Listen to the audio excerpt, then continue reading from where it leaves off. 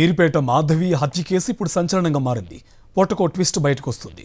హంతకుడు గురుమూర్తి ఎవరితోనో వివాహేతర సంబంధం పెట్టుకున్నాడా? అందుకే భార్యను అతి క్రూరంగా చంపేశాడా? అతని ఫోన్లో ఏముంది? పోలీసులకు దొరికిన ఆధారాలు ఏంటి? మీర్పేట వెంకట మాధవి మర్డర్ కేసులో షాకింగ్ విషయాలు వెలుగులోకి వస్తున్నాయి. హంతకుడు గురుమూర్తి కాల్ డేటా మొత్తం చెక్ చేసిన పోలీసులు అతనికి మరో మహిళతో వివాహేతర సంబంధాలు ఉన్నట్లు అనుమానిస్తున్నారు. మాధవి మృతదేహం, బూడిద ఆధారాల కోసం పోలీసులు లోతైన విచారణ చేపట్టారు. ఇప్పటికే 2 సార్లు సీన్ రీకన్స్ట్రక్షన్ చేసిన పోలీసులు కస్టడీలోకి తీసుకున్నాక మరోసారి సీన్ రీకన్స్ట్రక్షన్ చేయాలని భావిస్తున్నారు. పలు కీలక ఆధారాలు సేకరించినట్లు తెలుస్తోంది. గురుమూర్తి ఇంట్లో క్లూస్ టీమ్ సుమారు 3 గంటల పాటు సోదాలు చేసింది. సీసీ ఫుటేజ్, ఫోన్ సిగ్నల్ ఆధారంగా దర్యాప్తు చేస్తున్నారు. మాధవి 2 పిల్లల స్టేట్మెంట్ కూడా రికార్డ్ చేశారు పోలీసులు. ఇంట్లో బ్యాడ్ స్మెల్ వచ్చిందని అధికారులకు పిల్లలు చెప్పినట్లు సమాచారం. కుటుంబ సభ్యులు, స్థానికులను విచారించారు. ఇటు మాధవి తల్లిదండ్రులు కూడా తన అల్లుడు గురుమూర్తే హత్య చేశాడని ఆరోపిస్తున్నారు.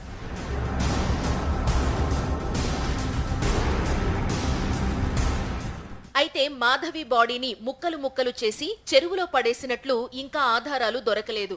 సీసీ కెమెరా ఫుటేజ్లో మాత్రం వెంకట మాధవి ఇంట్లోకి వెళ్లిన దృశ్యాలు మాత్రమే ఉన్నాయి.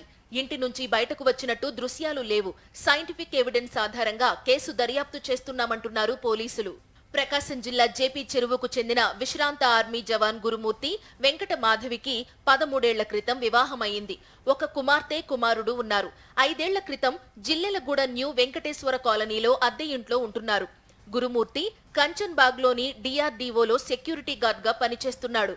గురుమూర్తి విపరీత ప్రవర్తన, అనుమానిస్తూ వేధిస్తుండటంతో భార్య మాధవి ఇబ్బంది పడుతూ ఉండేది. ఇరువురి మధ్య తరచూ గొడవలు జరుగుతుండేవి. ఈ నెల 16న గురుమూర్తి, మాధవి మధ్య మరోసారి వాగ్వాదం జరిగింది. ఈ క్రమంలో గురుమూర్తి ఆమెను పాశవికంగా హత్య చేశాడు.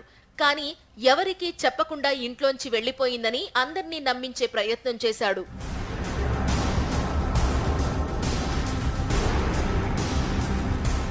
భార్యను హత్య చేసిన గురుమూర్తి పోలీసులకు ఎలాంటి ఆధారాలు, ఆనవాళ్లు చిక్కకుండా పక్కా ప్లాన్ చేశాడు.